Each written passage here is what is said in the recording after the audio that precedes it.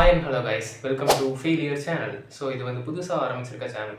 So இதில் வந்துட்டு ஆக்சுவலாக எதனாலடா ஃபெயிலியர்னு டைட்டில் வச்சான், இந்த சேனலுக்கு நேமே எதனால் வச்சேன் அப்படின்னு கேட்டிங்கன்னா, அதுக்கு ஒரு ரீசன் இருக்குது. அந்த ரீசன் நான் இப்போ சொல்ல விரும்பல. அதுக்குன்னு ஒரு நேரம் வரும். அந்த நேரத்துக்கு நான் சொல்கிறேன். இப்போ ஆக்சுவலாக இந்த வீடியோக்குள்ளே போயிடலாம். என்னடா வீடியோ அப்படின்னு பார்த்தோம்னா, ஃபஸ்ட் வீடியோ மூவி ரிவ்யூ தான். ஆப்வியஸாக நம்ம தலைவர் சூப்பர் ஸ்டார் கிட்டேருந்து ஆரம்பிச்சிரும் அப்படின்னு சொல்லிட்டு நேற்று தான் கூலி ரிலீஸ் ஆயிருந்தது. ஆக்சுவலாக நான் நேற்று கொஞ்சம் லேட்டாக பார்த்துட்டேன், கொஞ்சம் இஷ்யூஸ்னால. ஸோ லேட்டாக பார்த்ததுல எனக்கு என்னடா புரிஞ்சுது அப்படின்னா, ஒரு 2.75 மணி நேரம் படம் இது. ஆப்வியஸாக ரஜினிகாந்த், அதுக்கப்புறம் வந்துட்டு நாகார்ஜுனா, லைக் மலையாளம்லேருந்து ஷோபின் ஷாகிர், அதுக்கப்புறம் வந்து உபேந்திரா, இந்த மாதிரி ஸ்ருதிஹாசன், சத்யராஜ், இந்த மாதிரி நிறைய பட்டாளம் இருக்குது. அண்ட் ஆமீர் கான் முக்கியமாக எனக்கு பிடிச்ச ஒரு ஆக்டர் இருக்கார். ஸோ இவங்க எல்லாரும் நடித்த ஒரு பெரிய படம் தான் இது. அண்ட் 2.75 மணி நேரம் ஓடுது. தலைவர் டெம்ப்ளேட்டுக்கான படம், 100% தலைவரோடைய ரேஜுக்கான ஒரு படம் தான் வச்சுக்கோங்களேன். அண்ட் அதே சமயத்தில் இது 100% லோகேஷ் படமா அப்படின்னு வச்சுக்கிட்டோம்னா ஆப்வியஸாக கிடையாது. அதுதான் கிடையாது. இது வந்து லோகேஷோடைய டெம்ப்ளேட்லேயே எடுக்கப்பட்ட ஒரு வீக்கான ஃபிலிம். அவருடைய ஃபில்மோகிராஃபியே எடுத்துக்கிட்டோம்னா இது one of the weak of the film. Because வந்துட்டு இதுக்கு முன்னாடி எடுத்த விக்ரம், கைதி, இல்லை மாஸ்டர், இல்லை வந்து மாநகரம், இல்லை லியோவே எடுத்துக்கிட்டோமே, ஓரளவுக்கு ஸ்க்ரீன் பிளே கொஞ்சம் எங்கேஜிங்காக இருக்கும். சில அங்கங்கே நல்ல நல்ல சீன்ஸாக இருக்கும்.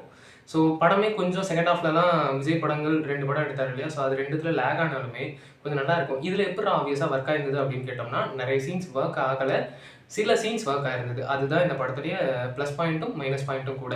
சில சீன்ஸ் எதிராக ஒர்க் ஆச்சு அப்படின்னு கேட்டோம்னா, ஆக்ஷன் சீன்ஸாக இவங்க எலிவேட் பண்ணது எல்லாமே ஓரளவுக்கு நல்லா ஒர்க் ஆயிருந்தது.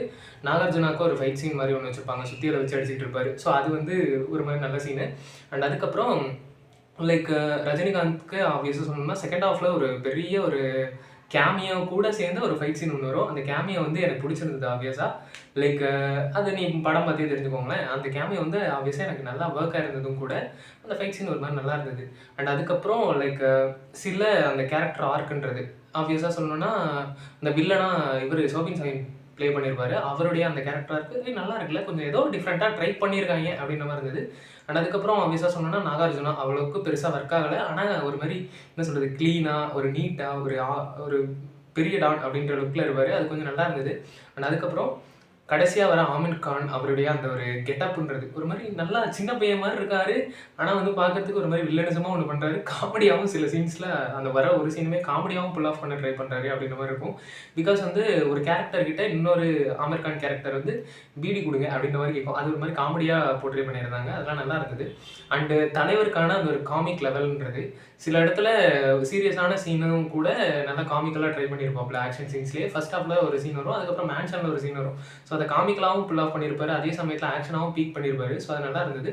அண்ட் நிறைய இடத்துல வந்து இவருக்கு லைக் ஏஜ் ஆன மாதிரி தெரிய வைக்கல. அது நிறைய இடத்துல ஒர்க் ஆயிருந்து, சில இடத்துல ஒர்க் ஆகலை. அதுவும் நெகட்டிவ்ஸில் சொல்கிறேன்.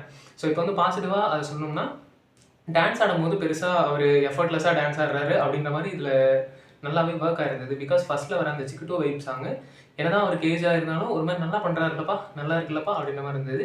அண்ட் அதே சமயத்தில் லைக் லோக்கியோட ஸ்க்ரீன் பிளேன்றது நிறைய இடத்துல யோசிக்க வைக்குது. ஆடியன்ஸே வந்து இதை இப்படி பண்ணியிருக்கலாம், இது ஏன் இப்படி பண்ணாங்க அப்படின்ற மாதிரிலாம் இருக்கும். ஃபார் எக்ஸாம்பிள் இதில் மெயின் பிளாட்டாக வர ஒரு சேர் ஒன்று இருக்கும். அது வந்து எப்படின்னா, லைக் இந்த மாதிரி ஆளுங்கள்லாம் கொள்கிற சேர் 10 நிமிஷம் 15 நிமிஷத்துலேயே உருக்கி எடுத்துரும் அந்த மாதிரிலாம் சொல்லுவாங்க. ஸோ அதை வந்து பார்த்தோம்னா, இதே இப்படி பண்ணோம், கடல் தான் பக்கத்துலேயே இருக்குது, தூக்கி போட்டு போயிடலாமேன்னு சின்ன குழந்தை கேட்டால் கூட சொல்லுவோம். அந்த மாதிரி ஸ்க்ரீன் பிளே லெவல் தான் இதில் இருந்தது. பெருசாக விக்ரம் லெவலுக்கு ஸ்க்ரீன் பிளே லெவல் நீங்கள் சீன் பை சீன் எதிர்பார்த்துட்டு போனீங்கன்னா அதெல்லாம் நடக்கவே நடக்காது. இன்ட்ரோல் லாக்லாம் ஆஹா ஓஹோன்னு சொல்லி வச்சுருந்தாங்க. ஆனால் எனக்கு அது பெருசாக அவளுக்குலாம் ஒர்க் ஆகவே இல்லை. ஏனே தெரியல. பிகாஸ் அது வந்து ஒரு சிம்பிள் சீனாக முடிச்சிட்டாங்க. ஃபர்ஸ்ட் ஹாஃப்லேயே வில்லன் வந்து இவன் தான் அப்படின்னு தெரிஞ்ச அப்புறமும் அதை செகண்ட் ஹாஃப் வரைக்கும் இழுத்துட்டு போய் கிளைமேக்ஸ் வரைக்கும் முடிச்சு, கிளைமேக்ஸில் தான் நான் வில்லனை கொள்ளுவேன்னு வலுக்கட்டாயமாக ஒரு ஸ்க்ரீன் பிளே எழுதி எடுத்த மாதிரி இருந்தது. அண்ட் இதில் நெகட்டிவ்ஸாக என்ன பார்க்க போனோம்னா, லைக் எல்லாருடைய ஆக்டிங் நல்லா இருந்தது. அண்ட் அதே சமயத்தில் கிளீஷேவான ஆக்டிங்காக இருந்தது. பழைய டெம்ப்ளேட், அந்த நம்பியார் காலத்து டெம்ப்ளேட் ஆக்டிங்கே இன்னும் பண்ணிட்டு இருக்காங்களா அப்படின்ற மாதிரி இருந்தது.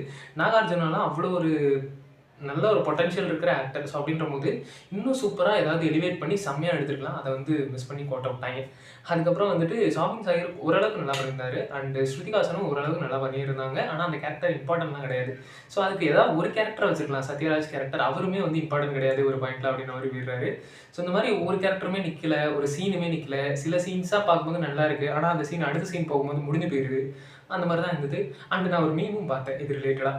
நேற்றே ஒரு மீம் என்ன போட்டிருந்தேன்னா, பார்த்துட்டு வந்த வந்த உடனே லைக் இந்த மாதிரி இது வந்து 100% ஓகே இவனமான இன்டர்வியூவில் மறுபடியும் கூப்பிட்டு இன்டர்வியூ எடுத்தாங்க படத்தோடைய ப்ரெஸ் மீட்டில் முடிஞ்சதுக்கப்புறம் அப்படின்னா அவர் என்ன சொல்லுவாருன்ற மாதிரி லைக் இந்த மாதிரி இது என்னோட 100% படமே இல்லைங்க, இது வந்து என்னோட படமே இல்லைங்க, இது வந்து என்னது ஆடியன்ஸ் பார்க்கவே தேவையில்லைங்க, இது வந்துட்டு நான் லோக்கியே இல்லைங்க அப்படின்ற லெவலுக்குலாம் போயிட்டானுங்க. ஸோ அந்த மாதிரி தான் இருந்தது கமெண்ட் செக்ஷன்லாம் பார்க்கும்போது. அது ஆப்வியஸாக ஓரளவுக்கு உண்மையும் கூட. பிகாஸ் இன்னும் கொஞ்சம் ப்ராப்பராக எழுதியிருக்கலாம், அவருக்கு இன்னும் கொஞ்சம் டைம் கொடுத்துருந்தா இன்னும் சூப்பராக பண்ணியிருப்பாரு. அண்ட் இதை முக்கியமாக இந்த படத்தை ஹோல்ட் பண்ணி நிறுத்தது யார் தெரியுமா? ஆப்வியஸாக சொல்லணும்னா அனிருத் ரவிச்சந்திரன் போட்டு டப்புன்னு எதோ பண்ணி அப்படியே ஹோல்ட் பண்ணுறாரு. ஸ்க்ரீனையும் சரி அந்த மியூசிக்கையும் சரி ஓரளவுக்கு நல்லா ஹோல்ட் பண்ணி கொண்டு வந்துடுறாரு. ஆனால் நிறைய சீன்ஸ் வந்து உட்காந்துருது. அந்த முக்கியமாக சொன்னால் ஃப்ளாஷ்பேக் சீன் அது நல்லா இருக்குது பார்க்குறதுக்கு. அந்த அதுக்காக எஃபர்ட் எடுத்ததும் சூப்பராக இருந்தது. லைக் சிஜி யூஸ் பண்ணதும் நல்லா இருந்தது. அண்ட் அதில் முக்கியமாக சொன்னால் வாய்ஸ் அந்த பழைய ரஜினி எப்படி பேசுவார், பழைய சத்யராஜ் எப்படி பேசுவார் அப்படின்ற மாதிரி சொன்னார்னா ஓகே ஃபைன் நல்லா இருந்தது. ஆனால் அதே சமயத்தில் அது சில ட்ராபேக்காகவும் அமைஞ்சு போச்சு. படம் பாருங்கள் உங்களுக்கே புரியும். இதை தவிர என்னடா சொல்கிறது அப்படின்னு கேட்டிங்கன்னா ஆப்வியஸாக இது ஒன் டைம் பார்க்கலாம். இதை தவிர வந்து எடிட்டிங் பேட்டர்ன் அதெல்லாம் ஒரு மாதிரி ஃப்ளோவாக தான் போகும். பெருசாக அந்த அளவுக்குலாம் எடிட்டிங் இருக்காது. ஸ்க்ரீன் ப்ளேவே ஒரு மாதிரி ஃப்ளோவாக தான் போகும். கொஞ்சம் ஸ்லோவாக அப்படியே பொறுமையாக பார்க்கலாம்.